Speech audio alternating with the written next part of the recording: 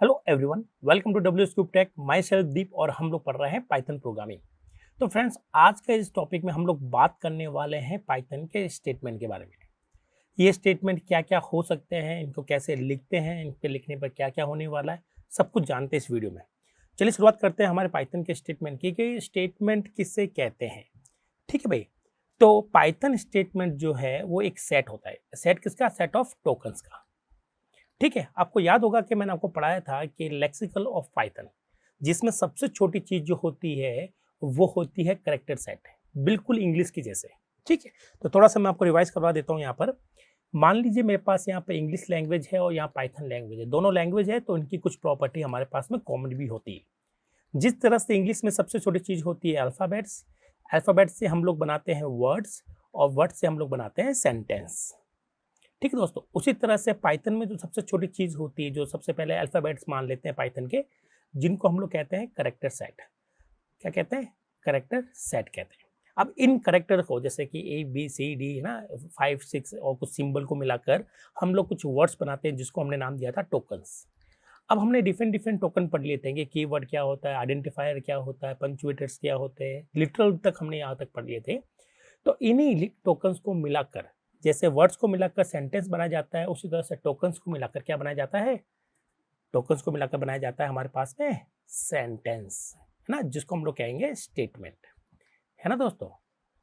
तो एक स्टेटमेंट में क्या होते हैं? मल्टीपल टोकन्स होते हैं।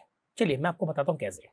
मान लेता हूँ आपने ये लाइन तो जरूर लिखी होगी, प्रिंट हेलो, है ना भाई, हेलो प्रिंट करवाने के लिए ये जरूर लिखा होगा। तो यहाँ पर देखिए ध्यान से, ये एक हमारा टोकन है जिसको हमने नाम दिया था आइडेंटिफायर। ठीक है, जो कि एक नाम है फंक्शन का, फंक्शन का नाम हो चाहे वो हमारे रेफरेंस का नाम हो, वो हमेशा एक आइडेंटिफायर होता है। फिर दूसरे इसके नंबर की बात करता हूँ, ये क्या है? ये आप कहेंगे सर ये तो हमारे पास पंचुएटर है। पंचुएटर वो सिंबल होते हैं जिनकी स्पेसिफिक मीनिंग होती है। ओके, और पाइथन उस मीनिंग को बहुत अच्छे से जानता है। ये जो लिखा हुआ है ये स्ट्रिंग, स्ट्रिंग क्या होता है? एक तरह का लिटरल है हमारे पास में। अगेन ये पंचुएटर है। तो इनको, इन सारे टोकन्स को मिलाकर हमने क्या बनाया है? एक स्टेटमेंट बनाया है। तो अगर आपसे कोई पूछा जाए इन जनरल कि व्हाट इज स्टेटमेंट, तो आप कहेंगे sir statement is a set of tokens. अब ये टोकन कौन से? पाइथन के जो टोकन्स है जो हमने पढ़े थे, इन्हीं टोकन को मिलाकर हम लोग क्या बना सकते हैं? स्टेटमेंट बनाते हैं। ओके, अब ये जो स्टेटमेंट है दोस्तों, जिसमें हमारे पास में डिफरेंट डिफरेंट टाइप के टोकन्स होते हैं, तो ये स्टेटमेंट हमारे पास पाइथन में खूब अलग अलग तरह के हो सकते हैं। लेकिन कोई भी स्टेटमेंट हो, चाहे वो हमारा छोटा स्टेटमेंट हो, चाहे वो थोड़ा सा कंपाउंड स्टेटमेंट हो, हर स्टेटमेंट की एक पर्टिकुलर मीनिंग होती है और एक पर्टिकुलर लिखने का तरीका होता है। ठीक है, तो किसी भी स्टेटमेंट से जुड़ी हुई दो चीजें आपको समझनी होती है। पहला, उसका लिखने का तरीका, जिसको हम लोग कहते हैं सिंटैक्स। सिंटैक्स मतलब आप समझ लीजिए ग्रामर। जैसे आम भाषा में हम लोग ग्रामर पढ़ते हैं, इंग्लिश में ग्रामर पढ़ते हैं, टेंसेस पढ़ते हैं, उसी तरह से हमारे पास में हर टोकन को अरेंज करने के लिए या हर स्टेटमेंट को बनाने के लिए टोकन, कौन सा टोकन कहाँ लगाना है, कैसे लगाना है, उसका एक पर्टिकुलर रूल्स होते हैं। उन्हीं रूल को हम लोग कहते हैं सिंटैक्स। कैसे दोस्तों? जैसे कि मैं लिखता हूँ कि पहला आइडेंटिफायर लिखा, फिर पंक्चुएटर लिखे और फिर मैंने लिखा इसके अंदर लिटरल, तो ये सही है। ओके, अगर मैं यहाँ पर लिखता हूँ प्रिंट, प्रिंट फिर मैं यहाँ पर लिटरल लिख देता हूँ, फिर यहाँ पर ये वाला लगा देता हूँ, ये लगा देता हूँ, तो टोकन तो सारे सेम ही है। टोकन तो यहाँ पर जितने 4 टोकन है, 4 टोकन यहाँ पर भी, लेकिन आपने उनको ग्रामेटिकली अलग अलग जगह पर रख दिया, जो कि रखना नहीं चाहिए था। तो ये जो है ये हमारी कहलाती है ग्रामर, यहाँ पर रॉन्ग हो गई है। तो इसको हम लोग आम भाषा में कहते हैं ग्रामेटिकल एरर। जैसे कि मैं कहता हूँ कि भाई आई कार दिस, ठीक है, तो आप कहेंगे सर ये क्या लिखा है, मतलब कुछ समझ में नहीं आ रहा है, तो ये ग्रामेटिकल मिस्टेक होती है। वैसे ही हमारे पास में ग्रामेटिकल मिस्टेक है, जिसको हम लोग क्या कहते हैं? सिंटैक्स। तो हम लोग यहाँ पर कहेंगे कि भाई यहाँ पर सिंटैक्स एरर है। क्या एरर है? सिंटैक्स एरर है कि ये जो सिंटैक्स है पाइथन समझ नहीं पा रहा है कि इन सारे टोकन से मिलाकर किस तरह का स्टेटमेंट बनेगा, क्योंकि हर स्टेटमेंट का पर्टिकुलर लिखने का तरीका होता है। ओके, तो यहाँ पर हमने बात करी कि भाई सिंटैक्स का मतलब है how to write a statement. तो इसके लिए आपको समझना पड़ता है, देखना पड़ता है, रूल समझने पड़ते हैं कि किस स्टेटमेंट को कैसा लिखा जाए और किस तरीके से लिखा जाए। ओके, चलिए एक एग्जांपल और देता हूँ ताकि आपका जो नॉलेज है थोड़ा सा और अच्छा से परफेक्ट हो जाए। मान लेते हैं आपने बहुत बार ऐसे रेफरेंस लिए होंगे जिसमें आपने कोई वैल्यू डाली होगी, है ना भाई, तो आपने यहाँ पर रेफरेंस लिया ए, ऐसा आप लिखते हैं, तो इसका मतलब 5 जो है 5, यहाँ पर 5 मेमोरी मिस्टर होगा, ए इसको रेफर मिल जाएगा। तो ये सिंटेक्स बिल्कुल सही है। अगर आपने लिख दिया ए 5 और इक्वल, तो वो इसका मतलब समझ नहीं पाएगा। ओके, तो ये आपको दे देगा ग्रामेटिकल एरर या सिंटैक्स एरर, जिसको सिंटैक्स एरर को हम लोग कहते हैं भाई इनवैलिड सिंटैक्स। तो या तो आपके पास लिखा आएगा सिंटैक्स एरर, ठीक है, या आपको वो दे देगा इनवैलिड सिंटैक्स। क्या दे देगा? Invalid syntax. तो ये जब एरर आती है तो आप समझ लीजिएगा कि आपने उसके अकॉर्डिंग नहीं लिखा है पाइथन के अकॉर्डिंग, तो यहाँ पर ये एरर आपको मिलेगी। जो सेकंड आइटम होता है, जो सेकंड चीज होती है दोस्तों, उसको हम लोग कहते हैं सिमेंटिक। क्या बोलते हैं? सिमेंटिक। सिमेंटिक का मतलब होता है मीनिंग ऑफ द स्टेटमेंट। उसकी मीनिंग क्या निकल रही है, पाइथन उसके बिहाफ पर क्या कर रहा है, ये पता होना चाहिए। ओके, तो सिमेंटिक का मतलब होता है मीनिंग ऑफ स्टेटमेंट। स्टेटमेंट का मतलब क्या रहेगा, ये स्टेटमेंट लिखने पर पाइथन को क्या करना पड़ेगा, ये जानना आपके लिए भी जरूरी है, ताकि आप उसको अच्छे से समझ सके कि प्रोग्राम कैसे रन हो रहा है। जो लाइन आपने लिखी है उसका सेंस क्या है, वो क्या करने वाली है, ये आपको पता होना चाहिए। तो जितने भी स्टेटमेंट हमने सीखे हैं या आगे जाके सीखेंगे, तो उनके बिहाफ पर पाइथन किस तरह से एक्ट करता है, ये आपको अच्छे से पता होना चाहिए। जनरली लोग कहते हैं कि अपन को क्या करना, पाइथन जो कर रहा है सो कर रहा है। लेकिन दोस्तों, इस तरह से आप कोई भी स्टेटमेंट जब लिखते हैं, जब आपको पता ही नहीं है कि उसको लिखने पर क्या इफेक्ट आने वाला है, पाइथन क्या बिहेव करने वाला है, तो अच्छा प्रोग्राम तो वैसे भी नहीं बन सकता। तो एक अच्छा प्रोग्रामर बनने के लिए आपको जरूरी है कि ये समझना कि उसको किस तरह से लिखा जाए, मतलब सिंटैक्स क्या हो और उसकी मीनिंग क्या होगी। ठीक है, तो जितने भी स्टेटमेंट हमने पढ़े हैं या आगे पढ़ेंगे, उनकी सबकी एक पर्टिकुलर मीनिंग होती है, जिसके बिहाफ पर मीनिंग का मतलब ये समझ लीजिए, पाइथन को पता होता है कि उस स्टेटमेंट के आने के बाद में पाइथन को क्या करना है। ओके, और वो जो मीनिंग होती है वो फिक्स होती है। मतलब हम जानते हैं कि जब हम लोग लिखेंगे प्रिंट हेलो, तो पाइथन जानता है कि इसको प्रिंट ही करवाना है और कुछ नहीं करना है। ओके, तो इस तरह से हर स्टेटमेंट की एक मीनिंग होती है। तो कोई भी स्टेटमेंट सिर्फ दो चीज़ों पे डिपेंड करता है, एक तो सिंटैक्स और दूसरा उसकी मीनिंग। ओके, क्लियर है? तो चलिए आपको मैं एक आधी एग्जांपल भी दे देता हूँ यहाँ पर। हाँ, चलिए हम लोग बात करेंगे यहाँ पर। जैसे हमने लिखा प्रिंट, तो प्रिंट लिखा हेलो। जब ये सबसे पहले तो चेक करता है सिंटैक्स ओके है या नहीं है। तो पहले तो सिंटैक्स चेक किया जाता है। अगर सिंटैक्स सब कुछ सही है तो फिर सिमेंटिक चेक किया जाता है कि इसका मतलब क्या है।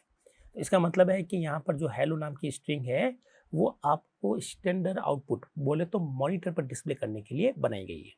ठीक है, और जैसे ही इसकी मीनिंग वो क्लियर कर लेता है, इसका मतलब उसके पीछे वर्किंग भी प्रॉपर होगी। ओके, तो ये इसका एक और स्टेटमेंट जो हमने जनरली पढ़ते हैं, ऐसा लिखते हैं। तो हमने कहा था कि इसके पीछे क्या करेगा, वो सबसे पहले 5 की जो बाइनरी है उसको मेमोरी में स्टोर करेगा। हालांकि मैं 5 की बाइनरी नहीं लिख रहा हूँ यहाँ पर, मैंने ये बताया कि 5 की बाइनरी बनकर मेमोरी में स्टोर हो गई है और उसको एक पर्टिकुलर आईडी मिल गई है।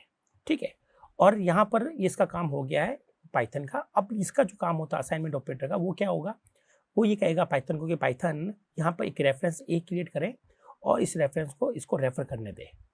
ओके, इसका मतलब जो आईडी इसमें गई है, जो आईडी इसको मिली है 5 को, वो आईडी किस में चली जाएगी, इस ए में चली जाएगी।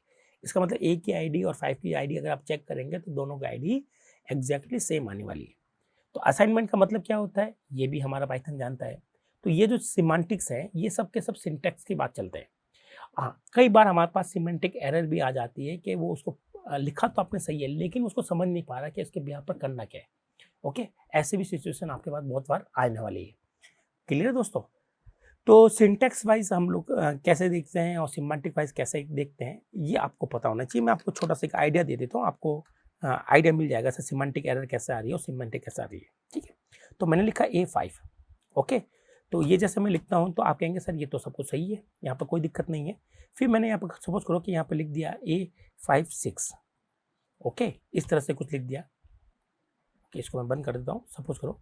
तो ये भी सही है, कोई दिक्कत नहीं है, करेक्ट है, तो कोई चीज़ नहीं आ रही। अब मान लो जी कि मैंने यहाँ पे लिख दिया A5+। तो जैसे ही मैं इसको कंपाइल करूँगा, ओके, जैसे ही मैं इसको रन करूँगा, तो ये मुझे दे देगा इनवैलिड सिंटैक्स, मतलब सिंटैक्स एरर आ गई है, इसने प्रोग्राम को रन ही नहीं होने दिया। ठीक है, तो सिंटैक्स एरर जो होती है वो पाइथन पहले ही चेक कर लेता है और आपको पहले ही मना कर देगा कि भैया ये चीज़ जो है वो गलत है। ठीक है, इनवैलिड सिंटैक्स, और आप ऊपर देख रहे होंगे कि ऊपर सिंटैक्स एरर लिखा हुआ आ रहा है। ओके, अब कई बार ऐसा होगा कि आपका सिंटैक्स वाइज तो सब कुछ ठीक है, लेकिन जब रन होता है उस समय पाइथन इसकी मीनिंग को समझ नहीं पाता, तो सिमेंटिक एरर आ जाती है। कैसे आती है वो भी हम देख लेते हैं। जैसे मैंने यहाँ लिख दिया A, B, C, तो यहाँ पर 3 रेफरेंस और वैल्यू आपने 2 ही दी है, तो वो पहचान नहीं पाएगा किस वैल्यू को क्या करना है। तो यहाँ पर हमारे पास सिंटैक्स एरर नहीं आई है, कोई सिंटैक्स एरर नहीं, आप देखेंगे ये बिल्कुल सिंटैक्स सही लिखा हुआ है। लेकिन जब प्रोग्राम रन हुआ तो उस समय हमें एक एरर मिल रही है, ये एक तरह की सिमेंटिक एरर होती है। ठीक है, जो कह रहा है कि भैया आपने not enough value to unpack, मतलब आपने यहाँ पर सफिशिएंट वैल्यू नहीं दी है ताकि ये तीनों रेफरेंस काम कर जाए प्रॉपरली। तो ये जो कुछ एरर होती है, सिमेंटिक एरर, वो रन टाइम पर आपको ज़्यादा दिखाई देगी है, और सिंटैक्स एरर आपको जैसे प्रोग्राम को रन करेंगे उससे पहले आपको यहाँ पर ही दिखाई दे जाएगी। ओके, तो ये छोटा सा फर्क होता है सिमेंटिक एरर और सिंटैक्स एरर में। चलिए आगे चलते हैं और हम लोग बात करते हैं कि पाइथन के अंदर सिमेंटिक होते हैं, सिंटैक्स होते हैं, हम लोग पढ़ चुके हैं। अब बात करते हैं कि पाइथन के अंदर स्टेटमेंट किस किस तरह के हो सकते हैं। तो दोस्तों हमने यहाँ पर 3 तरह के स्टेटमेंट मेजरली जो है, जितने भी पाइथन में हम लोग पढ़ने वाले, जितने भी टॉपिक हम पढ़ चुके हैं या फिर आगे फ्यूचर में पढ़ने वाले हैं, उनके जो स्टेटमेंट है, जिसमें जो लाइन्स हम लोग लिखने वाले हैं, वो सारी लाइन्स जो है वो 3 कैटेगरी में डिवाइड करते हैं हम लोग, सिंगल स्टेटमेंट, ओके, कंपाउंड और कमेंट। ओके, अब इन तीनों में थोड़ा सा लिटिल फर्क रहता है, कि वो फर्क क्या रहता है वो हम लोग समझते हैं। तो सबसे पहले देखते हैं सिंगल स्टेटमेंट क्या होते हैं। तो ऐसे स्टेटमेंट जो एक लाइन में लिखे जाते हैं, जिनका लॉजिक एक लाइन में ही क्लियर हो जाता है, ये कहलाते हैं सिंगल लाइन स्टेटमेंट। ठीक है, तो ये सिंगल लाइन स्टेटमेंट वो होते हैं, या सिंगल स्टेटमेंट वो होते हैं जो आप सिंगल लॉजिकल लाइन में लिखे जाते हैं, मतलब उनका एक ही मीनिंग है, उनको किसी और की जरूरत नहीं होती।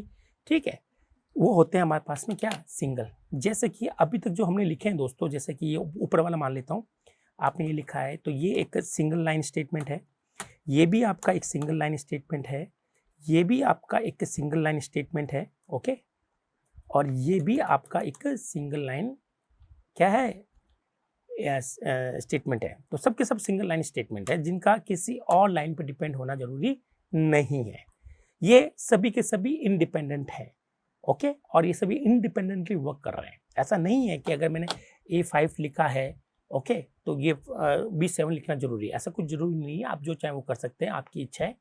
तो इनके सबके लॉजिक डिफरेंट है। अगर जैसे मान लीजिए बेस लाइन को हटाता हूँ, ठीक है, और यहाँ से C को मुझे हटाना पड़ेगा, C तो है ही नहीं हमारे पास, यहाँ A+B लिखता हूँ, तो भी देखो C वाली लाइन का कोई इफेक्ट नहीं पड़ रहा।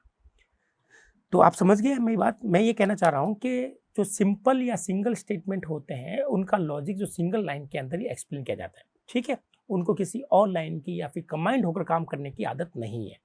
और वहीं अगर कंपाउंड स्टेटमेंट की बात वो करते हैं, जहाँ पर मल्टीपल लाइन्स मिलकर एक सिंगल लॉजिक को सॉल्व करती है, जबकि सिंगल स्टेटमेंट सिंगल लॉजिक को सॉल्व करती है। ओके, तो अभी तक हमने जितने मोस्टली पढ़े हैं वो सबके सब क्या है, सिंगल लाइन स्टेटमेंट है। अब सेवरल सिंपल लाइन स्टेटमेंट में occur on a single separate by semicolon.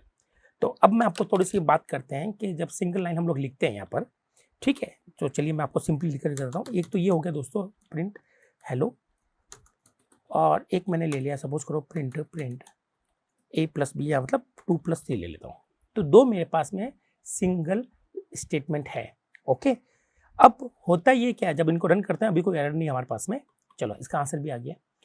अब बाकी लैंग्वेज की कंपैरिजन में अगर यहाँ बात करूँ, तो बाकी लैंग्वेज में हर स्टेटमेंट को फिनिश करना जरूरी होता है। जैसे कि C में, CPP में, जावा में हम हर स्टेटमेंट को, जो सिंगल लाइन स्टेटमेंट होता है, उसको हम लोग फिनिश करते हैं सेमीकोलन से। बिल्कुल ये दोस्तों ये कोई नया रूल नहीं है। अगर आप इंग्लिश की बात करें तो इंग्लिश में हर सेंटेंस खत्म होता है फुल स्टॉप पर। ओके, तो ये यहाँ पर जो सेमीकोलन है वो हमारे लिए यहाँ पर फुल स्टॉप वाला काम कर रहा है। तो हम लोग चाहें तो फुल स्टॉप लगा सकते हैं, ये पाइथन में ऑप्शनल है, ये गलत नहीं है दोस्तों।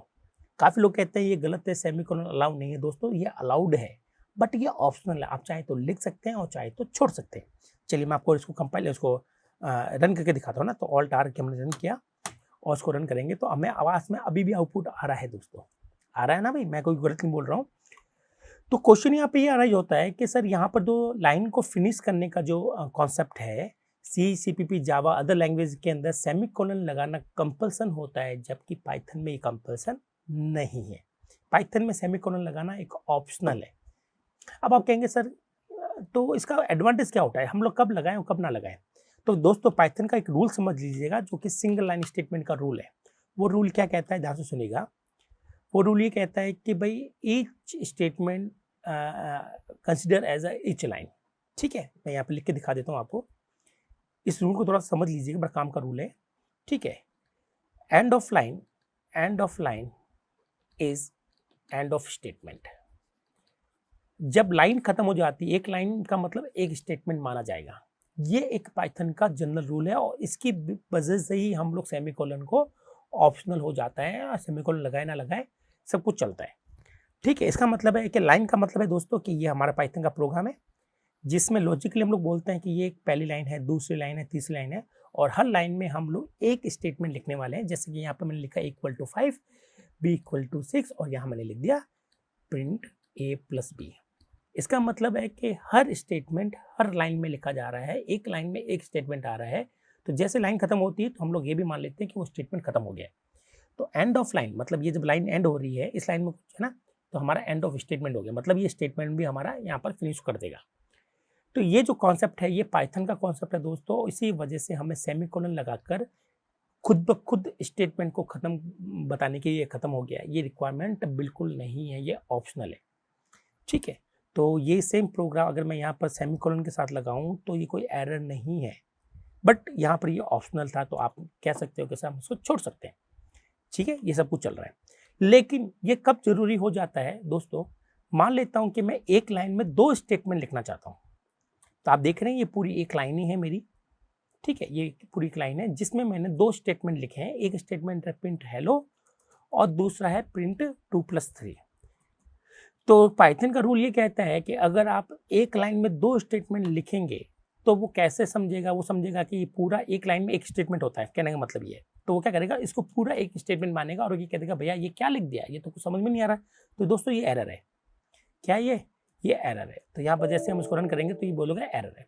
इसका मतलब है कि अगर आपको एक लाइन में मल्टीपल स्टेटमेंट लिखने हैं तो आप सेमीकोलन का यूज कर सकते हैं। एटलीस्ट आपको यहाँ पर तो एक करना पड़ेगा ताकि पाइथन को पता चल जाए कि सर एक स्टेटमेंट यहाँ खत्म हो गया, तो वो खुद ब खुद उसको दूसरा स्टेटमेंट कंसिडर कर लेगा। ठीक है, तो यहाँ आपको सेमीकोलन लगाने की रिक्वायरमेंट बिल्कुल नहीं होगी। ओके, तो इसको मैं रन करके दिखाता हूँ। ये रन हुआ और रन होते ही आप लोग देखेंगे कि यहाँ आउटपुट आ रहा है। आप चाहें तो इसके पीछे भी सेमीकोलन लगा सकते हैं, और ये इसलिए लगा रहे हैं ताकि एक लाइन में मल्टीपल स्टेटमेंट लिखे जा सके। उस केसेस में आपको ये रिक्वायरमेंट होती है। अगर आप कहते हैं नहीं सर मैं तो एक लाइन में एक स्टेटमेंट ही लिखूंगा, जैसे कि सर मैं तो ऐसे लिखने वाला हूँ, ठीक है, तो उस केसेस में आपको सेमीकोलन लगा भी सकते हो और छोड़ भी सकते हो, कोई इश्यू नहीं आएगा कभी भी। तो मैं यहाँ पर आपको ये लगा कर रन करवा दिया है। अब मैं इसको हटा कर भी रन करवा कर दिखा देता हूँ। तो आई होप आपको ये समझ में आया होगा कि हर लाइन को खत्म होना जरूरी होता है, चाहे कोई भी लैंग्वेज हो। C++ में हम लोग इसको सेमीकोलन लगा के खत्म करते हैं, जबकि पाइथन ये कहता है कि end of line is consider as a end of statement.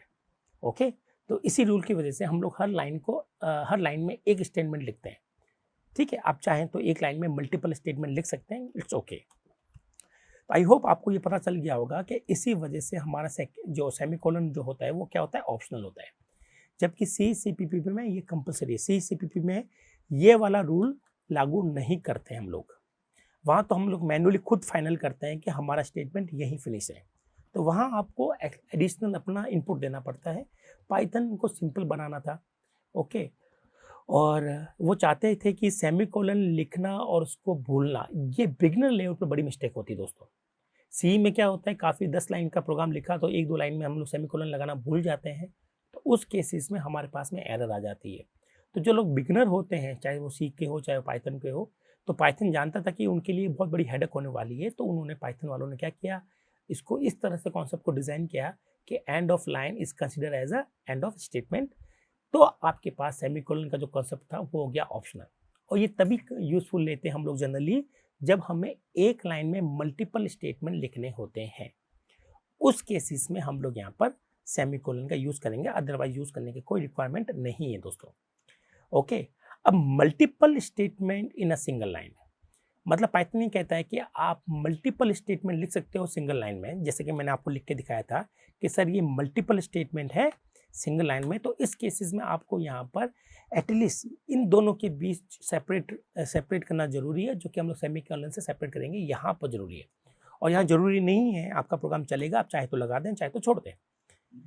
तो आप एक सिंगल लाइन के अंदर मल्टीपल स्टेटमेंट लिख सकते हैं पाइथन के अंदर, ठीक है, ये कोई गड़बड़ी नहीं है दोस्तों, आप आराम से लिखिएगा, कोई दिक्कत नहीं आएगी। नाउ वैसे हम लोग सजेस्ट नहीं करेंगे कि आप इस तरह के को यूज करें। उसी तरह से single statement can return in multiple line, मतलब एक स्टेटमेंट मल्टीपल लाइन में आ सकता है। ठीक है, चलिए मैं ये दिखाता हूँ ये क्या कहना चाह रहा है। ये कहना चाह रहा है कि भाई हमारे पास ये एक स्टेटमेंट है और ये अभी एक लाइन में आ रहा है, इट्स ओके, कोई दिक्कत नहीं है। अब इस स्टेटमेंट को मैं मल्टीपल लाइन में तोड़ रहा हूँ, जैसे एक यहाँ तोड़ दिया, एक यहाँ तोड़ दिया, एक यहाँ तोड़ दिया, इस तरह से। तो एक ही स्टेटमेंट है पूरा, यहाँ से लेकर यहाँ तक एक स्टेटमेंट है जो कि मैंने 1 2 3 4 लाइन के अंदर लिखा है, ठीक है। जब इसको रन करेंगे तो भी हमारे पास किसी भी तरह का कोई भी इश्यू नहीं आएगा, लेकिन इसने कुछ प्रिंट नहीं किया। क्या नहीं किया? प्रिंट नहीं किया, क्योंकि आपने यहाँ पर क्या छोड़ रखा है? ब्लैंक। तो अगर आप चाहते हैं तो आप इस तरह से काम कर सकते हैं। अब देखिएगा, अब प्रिंट हुआ है, ओके। तो ये एरर नहीं है, आप मल्टीपल जो एक स्टेटमेंट को मल्टीपल लाइन में लिख सकते हो इस तरह से। अब आप लोग क्या, कहाँ से नीचे लिखना है, कहाँ से नीचे नहीं लिखना है, ये मैं आपको बता देता हूँ। दोस्तों को ये पूरा एक सिंगल आइटम है, आप इनके बीच में से नीचे मत आइएगा। ऐसा करेंगे तो ये एरर है। क्या है ये? एरर। ऐसा मत कीजिएगा आप, ये एरर हो जाएगी, ओके। बाकी आपके पास में एरर नहीं आएगी। तो जो सिंगल आइटम है उसको नहीं तोड़ना है। तो मैं जानता था ये टोकन अलग है, ठीक है, ये टोकन अलग है, ये टोकन अलग है, और ये पूरा जो हेलो में आ रहा है ग्रीन कलर का, ये टोकन अलग है। तो कलर आपकी यहाँ पर बहुत सी हेल्प करने वाला है। जब भी कलर चेंज होता है तो आप उस लाइन को नीचे लिख सकते हैं। लेकिन अगेन हम लोग ये आपको एडवाइस नहीं करेंगे कि आप इस तरह का स्टेटमेंट लिखें। आपको हमेशा याद रखना है कि एक लाइन में एक स्टेटमेंट फिट हो, ठीक है। तो ये ज़्यादा बेटर रहता है एक अच्छी प्रोग्रामिंग के लिए, ठीक है। तो ये वाला स्टाइल होती है, ये मैंने आपको बताया, लेकिन आपको ये यूज़ नहीं करनी है। और ना ही आपको एक लाइन में मल्टीपल स्टेटमेंट लिखना है, वो भी आपको प्रैक्टिस में नहीं सीखना है। वो सिर्फ होता है कहीं आपको मान लो इंटरव्यू में क्वेश्चन आ जाए, आपने कभी देखा नहीं हो तो आप एरर ना समझ लें उसको। इसलिए मैंने आपको बता दिया कि ऐसा कर सकते हैं हम लोग, लेकिन ऐसा एडवाइजेबल नहीं है। और सेकंड चीज़, ये क्वेश्चन जरूर पूछेंगे इंटरव्यू में कि पाइथन में सेमीकोलन होते हैं या नहीं होते। तो आप कहेंगे सर पाइथन में सेमीकोलन बिल्कुल होते हैं, जैसे कि सी CPP जावा में होते हैं। सेमीकोलन का यूज़ हम लोग पाइथन में आसानी से कर सकते हैं, लेकिन ये ऑप्शनल है। इसका मतलब मैं इसको छोड़ भी सकता हूँ। बस इतना सा बोलिए और आपका इंटरव्यू परफेक्ट हो जाएगा, ओके दोस्तों। तो ये तो हो गया हमारे पास में सिंगल लाइन स्टेटमेंट की कुछ कॉन्सेप्ट जो कि आपको पता होना चाहिए। अब मैं आपको कुछ एग्जांपल देना चाहूँगा कि सिंगल लाइन के कौन कौन से कॉन्सेप्ट होते हैं, किस किस तरह की होती है, जिसमें से हमने कुछ पढ़ा है और कुछ नहीं पढ़ा है। तो एक तो होता है दोस्तों एक्सप्रेशन। एक्सप्रेशन कैसे होते हैं? जैसे (2 + 3), ये हमारे पास एक एक्सप्रेशन हो गया, ठीक है। तो ये हो सकता है, या कुछ ऐसे भी हो सकता है खाली हमने 2 + 3 लिख दिया।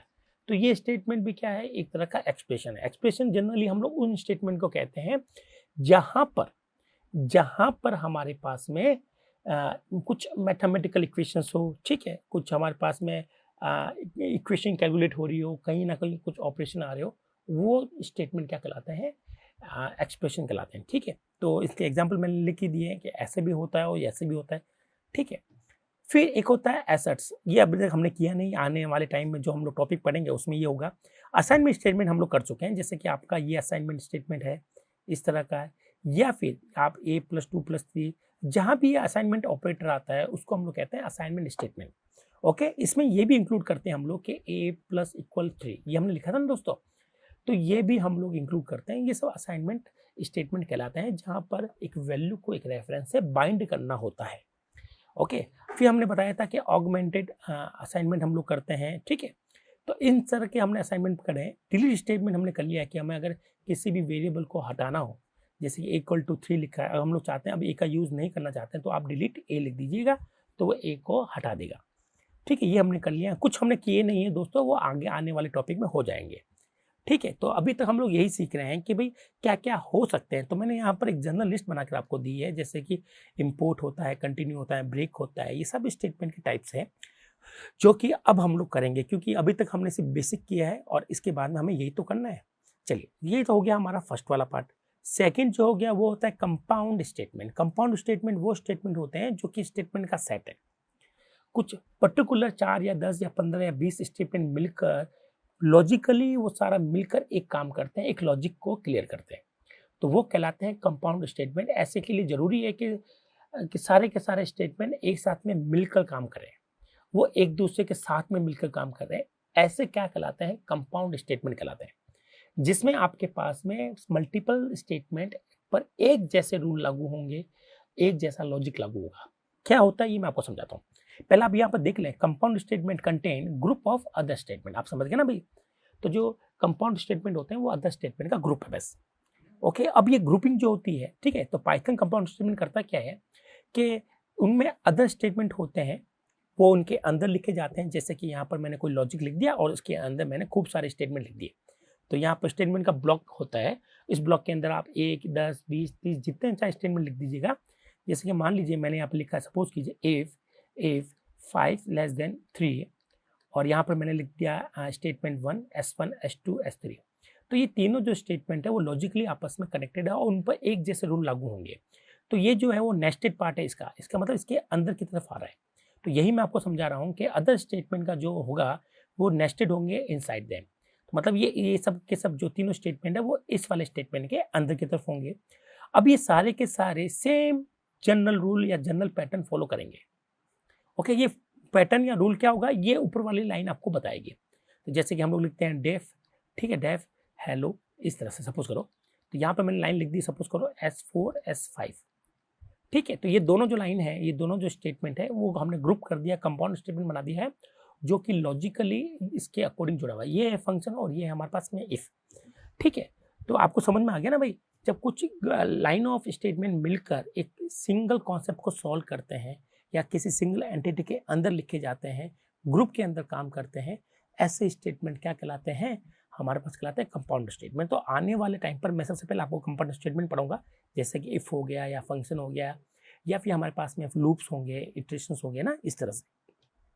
और उनके लिखने का तरीका ये रहेगा कि आपके पास एक हेडर लाइन होगी और उसके अंदर नेस्टेड स्टेटमेंट आएंगे खूब सारे। अब यहाँ ब्लॉक का मतलब है कि एक स्टेटमेंट भी आ सकता है और मल्टीपल स्टेटमेंट भी आ सकते हैं। ओके, तो कुछ एग्जांपल देख लीजिए। जैसे कि इफ मैंने आपको जस्ट बताया था, इफ है, वाइल है, फॉर है, ट्राई है, विथ है, फंक्शन है, क्लास है, ये ना खूब तरह के हमारे पास स्टेटमेंट होते हैं। तो अभी जैसे उनके नाम मैंने बताए, आने वाले टॉपिक में हो जाएंगे, डोंट वरी दोस्तों, कोई दिक्कत नहीं है। अब पाइथन ने क्या हटाया है अदर लैंग्वेज में जो था स्टेटमेंट के रूल, उसमें से क्या क्या रूल उसने हटा दिए, ठीक है। तो पहला रूल है कि end of line is and of statement. मतलब पाइथन ने सेमीकोलन की जो कंपल्सरी था, जो CCPP में सेमीकोलन होते थे, तो यहाँ पर मैं लिख देता हूँ CCPP जावा, ओके, यहाँ मैं लिखता हूँ पाइथन। तो यहाँ पर हर स्टेटमेंट में सेमीकोलन लगाना जरूरी था, पाइथन ने उसको हटा दिया है, ठीक है। तो हम लोग पढ़ रहे हैं व्हाट पाइथन रिमूव, पाइथन ने क्या रिमूव किया स्टेटमेंट से। आप कहेंगे सर सेमीकोलन रिमूव कर चुका है। हाँ, हालांकि ये ऑप्शनल रखा गया है, आप चाहे तो लिख सकते हैं और चाहे तो छोड़ सकते हैं। और मैंने आपको बताया जब एक लाइन में मल्टीपल स्टेटमेंट में लिखेंगे उस समय सेमीकोलन की रिक्वायरमेंट होगी, अदरवाइज आप इसको छोड़ सकते हैं। दूसरा स्कोप, क्या स्कोप। अब आप कहेंगे सर ये स्कोप का क्या फंडा है, तो मैं आपको चल के बता देता हूँ यहाँ पर क्या फंडा है स्कोप का, क्या उन्होंने हटाया है। तो ये तो मैं यहाँ पर CCPP जावा यहाँ पर ये लिखूंगा और दूसरी तरफ मैं लिखूंगा पाइथन। और हम लोग बात करें पाइथन ने क्या चीज़ हटाई, तो पहली चीज़ आपको क्लियर है कि यहाँ पर सेमीकोलन मस्ट होता है और यहाँ पर सेमीकोलन क्या है, ऑप्शनल है, ये हमने हटा दिया है। दूसरा, जैसे कि मैं बताऊँ कंपाउंड स्टेटमेंट जब लिखते हैं CCPP जावा के अंदर, जैसे कि मैंने लिखा सपोज करो इफ, क्या लिखा इफ, तो इफ के बाद में हमें ब्रैकेट लगाने होते हैं, क्या लगाने होते हैं, ब्रैकेट लगाना होता है। यहाँ हम लोग लिखते हैं कंडीशन और फिर हम लोग लगाते हैं यहाँ पर क्या लगाते हैं, इसको बोलते हैं स्कोप। क्या बोलते हैं दोस्तों, स्कोप लगाते हैं। और ये क्या करता है, ये जितने भी स्टेटमेंट 1 स्टेटमेंट 2 आ रहे हैं उनको सबको बंडल करता है। क्या करता है, बंडल करता है। ओके, तो पाइथन ने ये वाला जो कर्ली ब्रेसेस होते हैं, मंजिले ब्रैकेट जिसको हिंदी में कहते हैं कर्ली ब्रेसेस, इनको हटा दिया है। क्या कर दिया, इनको हटा दिया। अब आपको यहाँ पर इस तरह से लिखते हो आजकल, जैसे कि यहाँ पर कोई भी कंडीशन आप लोग लिखेंगे और आपको यहाँ पर क्या करना पड़ा, पाइथन ने क्या किया, यहाँ पर कॉलन लगा दिया और यहाँ पर बोला कि आप जितने भी स्टेटमेंट इस वाले के अंदर चाहते हैं, कंपाउंड स्टेटमेंट जो इसके अंदर चाहते हैं, उसके लिए आपको पहले थोड़ी सी जगह देनी पड़ेगी, यहाँ से जगह देनी पड़ेगी। उसके बाद आप लिखना शुरू कर सकते हैं S1, S2, ठीक है। तो ये जो जगह होती है इनसे पहले वो बताती है कि कौन किसके अंडर में। जैसे कि मैंने यहाँ पे लिखा S3, इसका मतलब ये है दोस्तों कि S3 is not part of if का पार्ट नहीं है, इफ के अंदर केवल 2 ही आए हैं ये। तो जब हम लोग ब्रैकेट लगाते हैं तो यहाँ पर जो कर्ली ब्रेसेस लगाते हैं उनका काम यही था, ये बताना कि भाई कितने स्टेटमेंट इस इफ के अंदर में है। तो पाइथन में अगर ये कर्ली ब्रेसेस हटा दिए गए तो आपको कैसे पता चलेगा कितना है, तो ये जो एक्स्ट्रा स्पेस देते हैं हम लोग पहले, इससे हम लोग कहते हैं इंडेंट। क्या बोलते हैं दोस्तों, इंडेंट।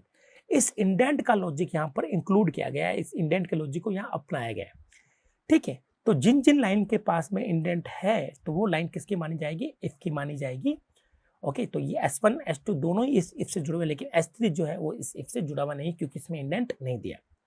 तो जब हमने ये स्कोप हटा दिए तो फिर बंडल कैसे करेंगे हम लोग? तो बंडल करने के लिए हमने इंडेंट का यूज़ किया है और दूसरा यहाँ पर कॉलन का यूज़ किया है। तो इंडेंट प्लस कॉलन को जब हम लोग एक साथ यूज़ करते हैं तो हमें इस कर्ली ब्रेसेस की रिक्वायरमेंट नहीं होती। अब आप सोच रहे होंगे सर यहाँ पर दो चीज़ें बनाई गई है कि यहाँ पर कॉलन लगाना जरूरी है, फिर इंडेंट लगाना जरूरी है, तो इससे अच्छा कर्ली ब्रेसेस बना लेते हैं। दोस्तों कर्ली ब्रेसेस इसलिए नहीं लगाते हम लोग क्योंकि कर्ली ब्रेसेस बहुत ज़्यादा कन्फ्यूजिंग है।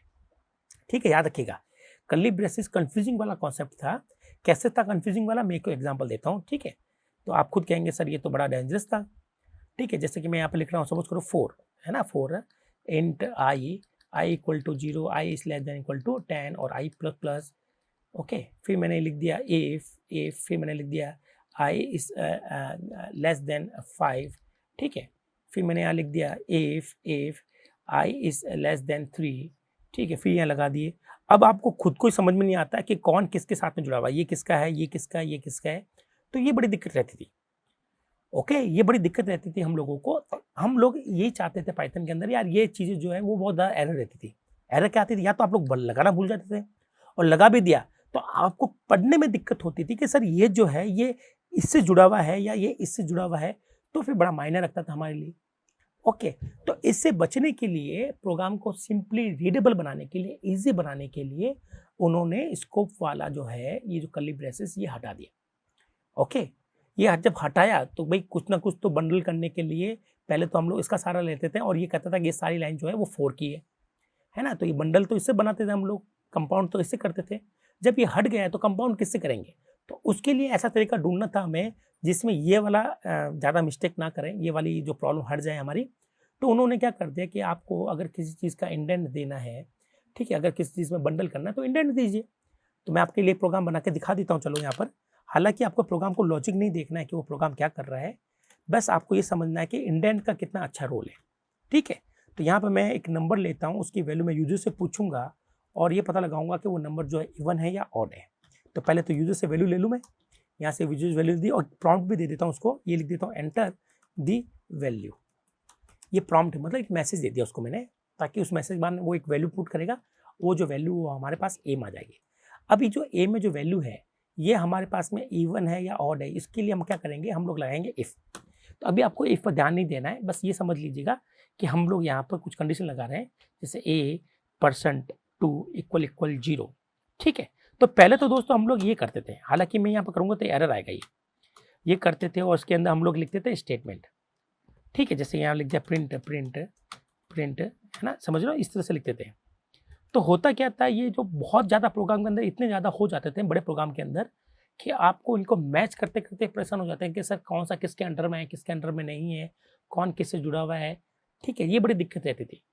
ओके, अगर आप कहो तो मैं आपको एक जावा का प्रोग्राम दिखाता हूँ जहाँ पर जावा में भी ये स्कोप लगाते हैं हम लोग। इतना कन्फ्यूजिंग है, आप खुद को समझ में नहीं आएगा कि सर ये कहाँ पर लगे हुए हैं, किसके लिए लगे हुए हैं। ठीक है, तो ये इसको हटाने के लिए पाइथन ने क्या किया है, तो हम लोग पहले मैं आपको बताता हूँ, पहले हम लोग सी में ऐसे लिखते थे कुछ।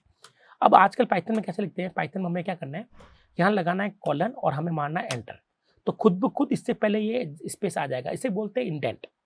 ठीक है, तो दोस्तों ये जो लाइन है, ये लाइन हमारी रहेगी प्रिंट, इसको मैं यहाँ लिख देता हूँ इवन नंबर। ठीक है, इसको मैंने इवन लिख दिया, यहाँ से इसको हटा देता हूँ। ओके, फिर मैं लिखता हूँ एल्स, क्या लिखता हूँ, ELSE एल्स। ओके, और यहाँ मैं लगाऊंगा कॉलम और यहाँ आ जाएंगे नीचे और लिखेंगे प्रिंट और यहाँ लिख देंगे और। तो दोस्तों ये जो लाइन है वो एक लाइन लिखी है, वो ये लाइन इस इफ से जुड़ी हुई है और ये जो लाइन है वो इस एल से जुड़ी हुई है। लेकिन ठीक है, यहाँ पर मैं एक लाइन और लिख देता हूँ प्रिंट। ओके, ये भी लाइन एल्स के अंदर में आ रही है और आप चाहते हो कि सर ये लिखा हुआ है प्रिंट थैंक यू, क्या लिखा हुआ है थैंक यू, आप चाहते हो सर ये एल्स के अंदर ना आए, ये प्रोग्राम के अंदर आ जाए, तो आपको क्या करना पड़ेगा, इसके आगे से इंडेंट हटाना पड़ेगा। क्या हटाना पड़ेगा, इंडेंट हटाना पड़ेगा। तो चलिए ये जो लाइन मैंने इंडेंट हटाई, ये जो लाइन है वो प्रोग्राम की लाइन कंसिडर की जाएगी दोस्तों। किसकी लाइन कंसिडर की जाएगी, प्रोग्राम की। ठीक है, ये पार्ट प्रोग्राम का हो गया, लेकिन ये दोनों जो लाइन है ये एल्स के कंसिडर की जाएगी और ये जो लाइन है वो हमारी इफ के लिए कंसिडर की जाएगी। तो आप चाहते हो कि सर एल्स की बन जाए तो आप इसके आगे इंडेंट दे दीजिए, और चाहते हो कि नहीं सर ये एल्स के हट जाए और हमारी प्रोग्राम की लाइन बन जाए तो ये कर दीजिए। इसका मतलब हुआ ये लाइन चलेगी तो ये दोनों नहीं चलेगी, और जब ये दोनों चलेगी तो ये वाली नहीं चलेगी, लेकिन ये वाला जो लास्ट में स्टेटमेंट लिखा हुआ है थैंक यू वाला, ये तो चलेगा चलेगा दोस्तों, ये तो 100% चलेगा। स्पेलिंग में से कर देता हूँ थैंक यू, तो ये तो चलेगा चलेगा, क्योंकि ना तो ये इफ के लिए ना ये एल्स के लिए। तो कैसे पता चलता है कि कौन सा इफ का है कौन सा एल्स का है? तो ये इसके लिए दोस्तों आपको यहाँ पर इंडेंट देना पड़ता है। क्या देना पड़ता है? इंडेंट, मतलब थोड़ी सी स्पेस देनी पड़ती है आम भाषा में बोलो तो। ठीक है, इस प्रोग्राम को रन करते। जैसे इस प्रोग्राम को रन किया तो ये आपसे एक वैल्यू पूछ रहा है, तो ये लाइन अभी चल रही है, एग्जीक्यूट हो रही है, ये हमसे वैल्यू पूछ रही है और मैंने वैल्यू वाले सपोज करो डाली कि 24, तो ये 24 को चेक करेगा 24 इवन है या ऑड है, तो इवन है तो ये लाइन चलेगी। ये चलने के बाद में ये पूरा एल्स नहीं चलता, जब इफ चलता तो एल्स नहीं चलता, मान लीजिए अभी के लिए, और ये लाइन तो चलेगी चलेगी दोस्तों, क्योंकि ये प्रोग्राम की, ये एल्स की नहीं है। तो जैसे मैं 24 डालूंगा यहाँ पर और एंटर मारूंगा तो आप देखेंगे आंसर क्या आया, इवन, ये लाइन आई। ओके, वो लाइन कहाँ उड़ गई भाई, ये वाली लाइन आई, 2 लाइन आ गई। ठीक है, अब मैं वापस प्रोग्राम को रन करके दिखाता हूँ आपको। यहाँ पर मैंने इसको रन किया और यहाँ पर मैंने वैल्यू डाली सपोज करो 13। तो 13 कैसे नंबर होता है? आप लोगों के साथ ऑड नंबर होता है। उस केस में ये 2 लाइन चलेगी और ये भी चलेगा, क्योंकि ये तो चलेगा चलेगा थैंक यू, क्योंकि ना तो ये इफ का है ना ये एल्स का है, ये तो हमारे प्रोग्राम का है। तो ये जो इंडेंट है इसकी हेल्प से आपने पता लगा लिया है। ठीक है, चलिए, तो इसको हम लोग क्या करते हैं, रन करते हैं ना भाई। तो यहाँ से जाकर हम लोग एंटर मारेंगे और रन करेंगे तो आपको यहाँ पर एक तो दिखाई देगा ऑड, ओके, ये लाइन चलेगी, एक दिखाई देगा ओके, और ये वाली दिखाई देगी। तो टोटल आपके पास ये पूरा आएगा। ओके, तो आप समझ गए ना। तो ये जो लाइन है वो एल्स की नहीं है, ये इफ ये चलता है तो भी ये लाइन चलेगी और ये चलता है तो भी ये लाइन चलेगी। और ये लाइन जो है, अगर आप चाहते हो कि सर ये एल्स में आ जाए तो कुछ मत कीजिए, बस इंडेंट दे दीजिए, खत्म बात। आज समझ गए मेरी बात? ओके, अब कई बार होता है, जैसे यहाँ पर मैंने दे दी स्पेस, ध्यान से सुनिएगा थोड़ा सा, यहाँ पर मैंने दे दी स्पेस और इसको मैं क्या करता हूँ, रन करता हूँ। तो दोस्तों ये थोड़ा सा देगा आपको एरर।